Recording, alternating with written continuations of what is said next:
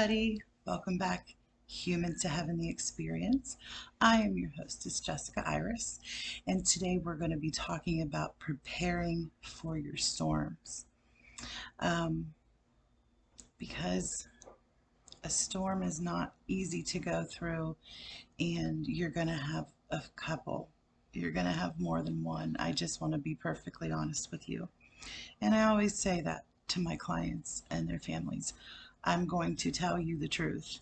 I'm not going to sugarcoat it because if it were me, I would want to know exactly what's going on.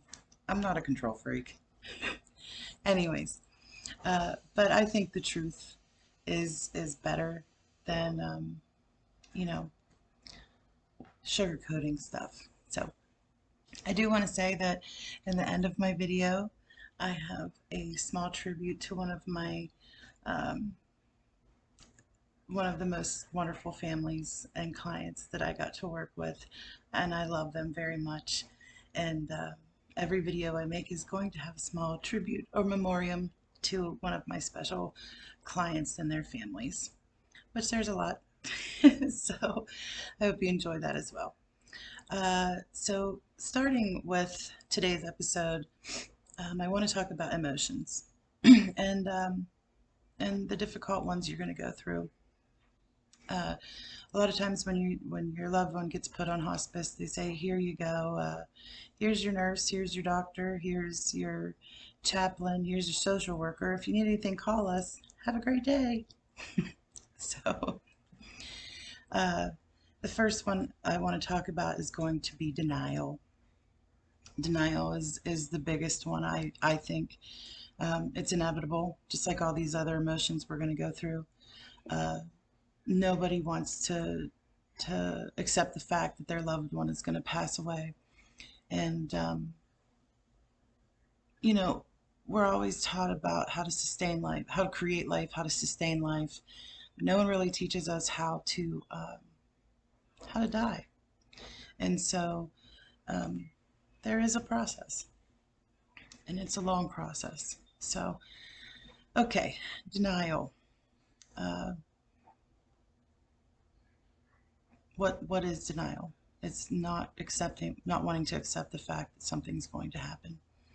And you're going to be tested on this every single day, even until the death. So prepare yourself for denial. Um, Telling your relatives or family members or even yourself that the loved one is getting better. You don't see the changes. You don't see what's going on.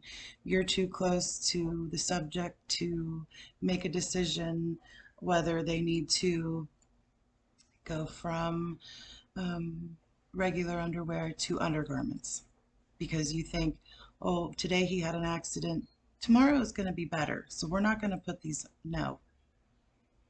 The first time it happens, prepare yourself for a decline because there is no up. Um, Second is going to be fear, fear of the unknown, afraid of what's going to happen once they're gone, afraid of what's going to happen during their death process. Uh, and like I said, fear of what's going to happen to you. So don't be afraid. The enemy wants us to be afraid. And the whole time that we're going through this, that you're going through this, I want you to keep praying. Cry out to God. Keep asking people to pray for you. Prayer is a big one. You think that you're alone over here? You're not. God's God's right here with you. And you need to accept that fact that you're not alone. Okay? So keep praying and don't be afraid. You're walking through this storm, but you're going to come out the other side. And the person that you're taking care of, your loved one, is going to go to heaven and be perfect. And you will see them again. You have to have faith in knowing that God's promise says you will see them again. So, denial, fear. How about anger? How about let's get real mad? Okay. How about let's scream and throw things and be mean to our loved one because you're sick of it, but you're tired and you haven't slept for days and you haven't showered for a day or two and you're hungry, but you're sick to your stomach because you don't know what's going on and you're too tired to eat and you're just mad and you know, go through it, get it over with, and don't let your loved one hear that stuff. Go in another room, go outside and scream. Okay? Like I said, ambience of the room and area that they need to be in has got to remain peaceful. All of their senses are heightened at this time, and hearing is a big one. They can hear everything. So when you're angry, you be angry. You're allowed to be angry. You're allowed to be rant, raving mad. You're loud. Just maybe step out in another room or go outside or go through the emotion, but do it right. Crying, sadness, same thing. Cry all you want because you're going to. Buy lots of tissues. Cry all you want because this is a sad time. It's sad and it's hard. Let's see what else. Happiness. There is some happiness in this. There's a big, huge feeling of precious moments. A lot of precious moments that you're going to witness and be a part of during this experience. God's going to give you a lot of strength. You know, the Bible verse, God gives us strength and, you know, all things through Christ who strengthens us. Make sure you keep praying, like I said, and asking God for the strength because, like I said, He's walking through this storm with you. He's right next to you. Don't take that for granted. And don't forget that when you feel hopeless and everything's a mess and you have all this stuff to do and you still have to take care of so and so and you have to make these calls and you have to make these arrangements and you have to sign these papers and you have to get the medicine ready and you have to change them and you have to make sure that they're moved. Don't forget to take peace, a moment of silence for yourself, and just keep the Lord close to you because He will get you through this. Something else I want to talk about is about with your emotions is your support system. Now, this is a big one. If you are alone in all this, which I really hope you're not, if you are alone, you might want to reach out to some people, friends, family, anybody that you trust. Trust is a big factor when we come into this part for care. You want to trust anybody that's going to be around your loved one, and communication. So support system is very important. You want to have people that you get along with. If there's any family members that you do not get along with, if they're scheduled to come over, remove yourself from the situation. If you feel like you can't get along with them, because your emotions are going to be everywhere. And if somebody's in the room that you don't like or you haven't gotten along with for years, chances are there's going to be a little animosity in there and some unpleasantries will be added to the atmosphere that we're trying to keep peaceful. So remember that. So support system, you want to have people that you can trust, people that you get along with. In preparing as well, I want you to make a list of your core support system. Brothers, sisters, children, nieces, nephews, whoever you are closest to, and whoever is going to weather this storm with you. Make sure that when they ask, is there something I can do for you? Let me know if there's anything I can do. You're like, oh, actually there is. Can you come over on Tuesday and do some laundry for me? From 5 to 8 or 5 to 7 on Thursday night, can you come over so I can get a shower? Hey, I need to go to the grocery store. Could you come over and sit with so and so while I do that? Or if I make you a list and give you my debit card, could you go and get this stuff for me?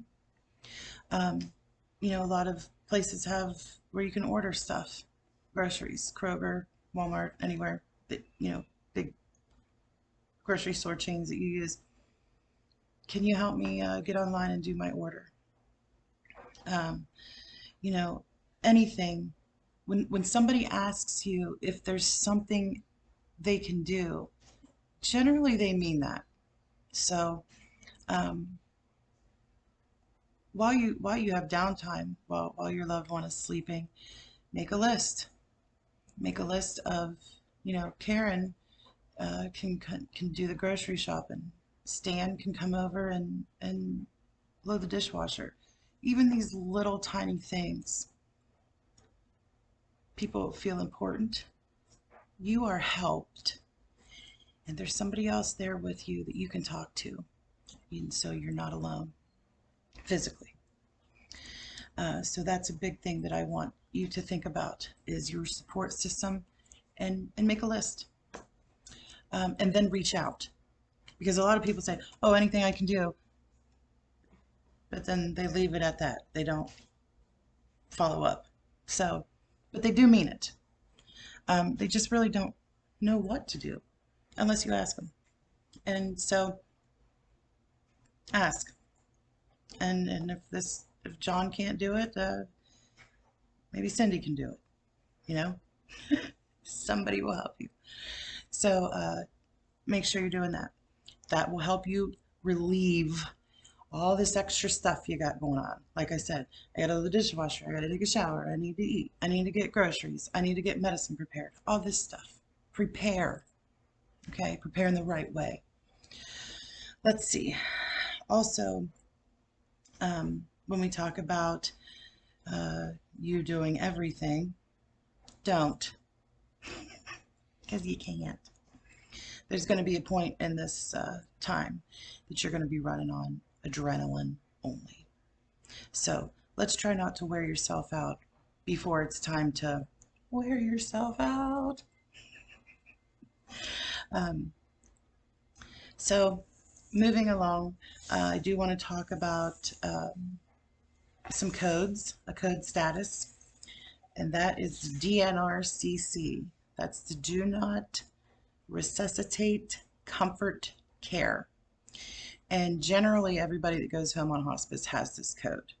I suggest you put it on the refrigerator and or have it somewhere that's accessible for you to get to it easily.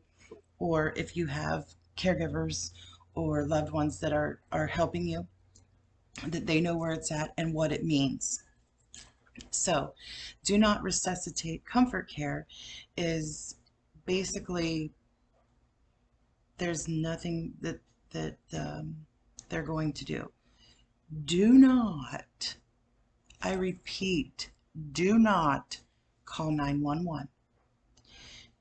You call your hospice nurse. If you call 911, they're going to come out and say, what's the code status? And you're going to say, oh, it's a DNRCC. Here it is right here. They're going to say, well, there's nothing that we can do. Oh, well, I have medical power of attorney and I want you to resuscitate them. Okay, they're going to try, but I'm going to tell you right now, they're going to crack some ribs. They're going to hurt your loved one more than help. What we're ultimately looking for here is a comfortable, peaceful, natural death. And that's where that little denial button comes in, and you're like, don't, because you have to let them go. So make sure you have your DNRCC accessible. You know what it means, and anybody else that is around your loved one knows what it means too, and how to use it. So That's really important. Um, yeah, so that's about all I have for today. I hope you enjoyed this. I hope it helped you. Um, Again, like I said, feel free to put comments under the video so I can answer them in my next video. Uh, I promised that I would talk about my experiences with angels, and so my next video is going to be called Feathers. Ooh la la.